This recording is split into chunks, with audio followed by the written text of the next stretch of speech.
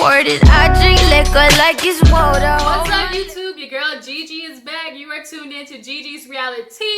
We are coming up off the weekend, so you know what that means. We gotta talk about these bitches off of the housewives of Potomac. But you know, I be saying it like that sometimes. But ooh, Mrs.Darby, you trying to fake it till you make it, honey, with this talking about, oh, me and Michael are better than ever, but bitch, ain't nobody buying it. I'm not. I'm pretty sure half the viewers in America are not buying it, but we gonna get into that a little bit later. First, if you are new to your girl's channel, let me welcome you to Big What's Up. I appreciate you for tuning in, showing some love. Speaking of that, I would like to do a couple of shout outs to some new subscribers. I don't mean to butcher your name, but I just want to acknowledge you. First up, let me say hey to Miss Nyla Lynn. What's up, girl? I see you. Thank you for the love. And I also want to say hey to Luca Lake. I'm sorry, I don't mean to butcher your name, but I just want to say hey, thank you for the love, and I appreciate you for becoming a part of the fam. You know, we see each other, okay? So the Potomac Housewives opens up with Candace and her mama. Like, oh my God, these two are gonna freaking just like make me rip my skin off. I mean, they're trying to do this little exercise that Dr. King gave them, talking about, you know, work on guidelines for each other and, you know, lines that we won't cross. And of course, all it is stop taking jabs and stop being shady and, you know, giving unsolicited advice. But the whole time, Miss Dorothy with your old face, like, she just, oh, she gets under my skin. And it's like, you don't acknowledge nothing, because as soon as Candace was like, okay, what do you want to put on the contract? She was like, for you to stop being disrespectful. And she was like, girl, Dr. Ken said for something that you needed to approve upon. So she's like, well, I guess I can say I won't put in, you know, advice where it's not needed. So Candace is like, yep, unsolicited advice. And so she's like, but you need to work on stop being disrespectful. And it's like every chance she gets, it's like she's got to point out to Candace, you gonna fix this. Quit worrying about me, you. And y'all both have the same issue. Y'all keep worrying about what each other gotta fix and what each other is doing wrong in the situation, instead of looking in the mirror and being like, okay, how am I contributing to this damn sinking ship? And I mean, Candace, your mama's DNA runs strong through you. After what I saw last episode that you did with Chris, like, you are your mother's child for sure. So we all know this shit is gonna fail in what, 48 hours? Like, I give it. Because those two, they just can't help it. Now, Candace, if I were you, I would have been done moved out that house, because your issues that she's always bringing up money and how she does this and that for you. But the problem is you are spoiled and you don't want to move out into a 1 or 2 bedroom apartment like normal folk. I mean, you see what Robin did with her little cottage. Like, she made that shit look nice, and she got 2 kids. So if she can do it with kids, I'm sure you and Chris can find something out there that is affordable for y'all. That way your mama ain't always got to be up your ass because she's paying half y'all's mortgage. Like, okay, girl, but bougie living, I mean, that's probably your fault and your mama's fault. But I mean, Jesus, you just gonna get what you get with your mama, because she is who she is. So we have a little scene where I guess Monique and Candace and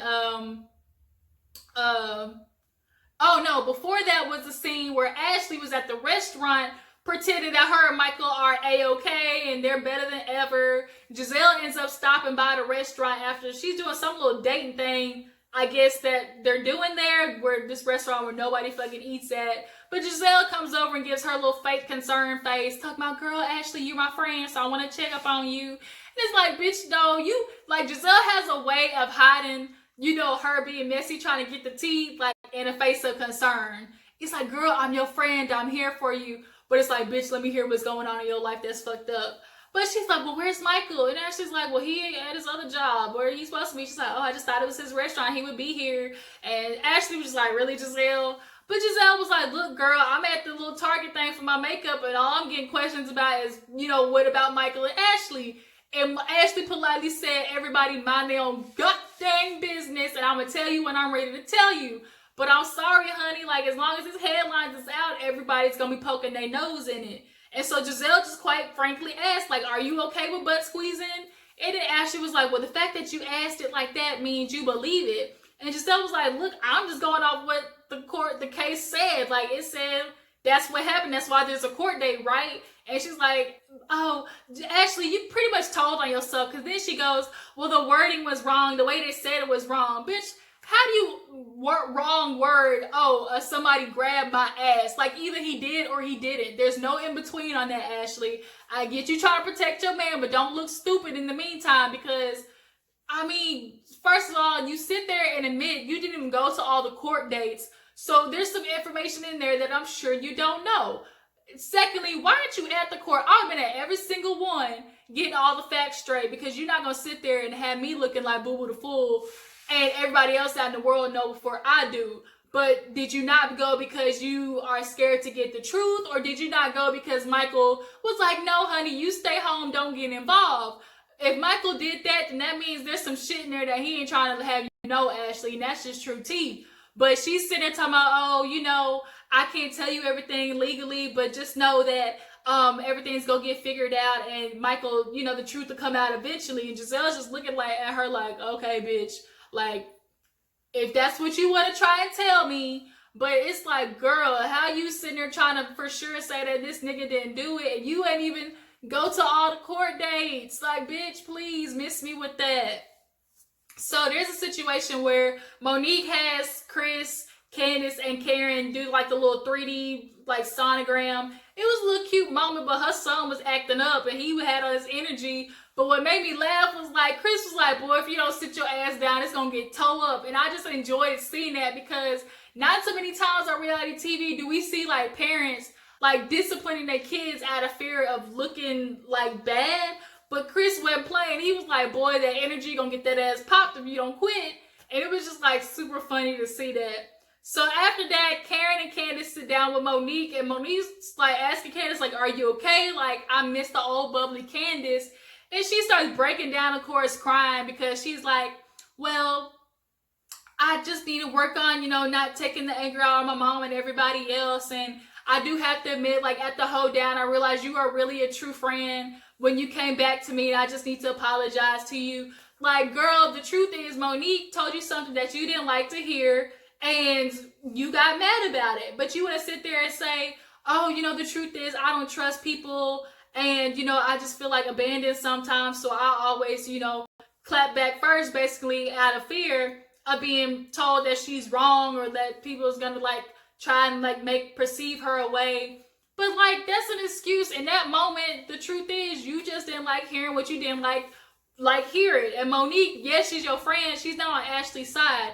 Right or wrong, if I'm your friend, I'm going to tell you when you look bad. And Monique was telling you, like, bitch, you look bad going after Ashley when this shit ain't even none of your business. You saw what happened to her last year. Now here you going to sit here and do this? That's what Monique was telling you. But as long as y'all make up and y'all cool now, at the moment, that's what it is. But on Watch What Happens Live last night, Monique was talking about how Candace was like trying to start a Twitter beef with her, but Monique was like, I ain't got time for that. I got real kids, and I'm not gonna sit there and fight with a child on Twitter. But when she has my number, she can call me. Monique about that life, y'all. And now that she done dropped that baby, Candace, you might want to watch that mouth, cause she couldn't drop you while she was pregnant, but she baby free now, and I don't think you can handle it. I don't think you've never been in a fight in your life. But Karen, consoled her, was like, girl, you just got to fix your relationship with your mother and stop letting it be the reason why, everything else is messed up. This piece of hair has just been getting on my nerves. Get back there. Oh, stay back there. What is this piece of hair doing? Sorry, y'all. Like, my hair's just been frizzy. The humidity's just fucking it up. But anyway, so after that moment, Gizelle's with her daughters. They have a cute little bonding thing. Because ultimately, Gizelle ain't been with her kids. She wants to start this future, with the whole Target makeup thing. And she's asking her daughters, about how she's doing it as a mom. And ultimately, them bitches was like, you suck. You suck as a mother. And she was like, what? She was like, I, go to your games. And her daughter was like, you went to one game. And I'm on my last 2 games right now. And Gizelle was honestly shocked. And to her, she's like, I'm out here, working and stuff, trying to get a future for y'all. But as parents, you just kind of lose it. Like, it's not about the monetary thing for kids. For them, it's just like making memories and actually having, solid time with you. And Angel, one of them, she's like, I feel like you don't even love me sometimes. And, Giselle tries to make up for it, taking her out later in the episode. And, having solo time with her. And she just kind of admitted to her, like, you're my good kid. I don't have to worry about you. When you're alone, I know you're independent, you're fine. So I just need to do a better job of checking up on her. So Gizelle, I'll give you kudos to that, A for effort. Otherwise, being a mother, other than that, I don't fuck with you. And that's just true tea right there. But it was nice seeing that little moment. Okay, whatever. So Robin, she ends up going to her little hairstylist to get her little pixie cut done. And her stylist been knowing each other for a long time. And they sitting there talking, and she's like, about life and how renovating is taking a lot longer, and she's ready to get it over with. But then Juan comes up in conversation, and she's like, things with me and Juan are doing good now that we're finally putting each other first. But yeah, first. And she was hesitant to say that. And her stylist was like, yeah, y'all put each other first. But Robin, the fact that you didn't want to say it and didn't want to, you weren't sure in that fact means that there's some shit popping off behind closed doors. Or subconsciously, that this nigga's out here thotting and bopping and slinging dick everywhere else and coming home to you. Now, she surprised us with the fact that he wants a baby girl to make up for the fact that he wasn't there for the boys when they were younger. And I mean, that's cool, but you better not pop out no kid for no nigga that's playing house with you and can't even commit to you. Now, she's like, the only reason I might consider is if he do, marry me and, make it a real official thing.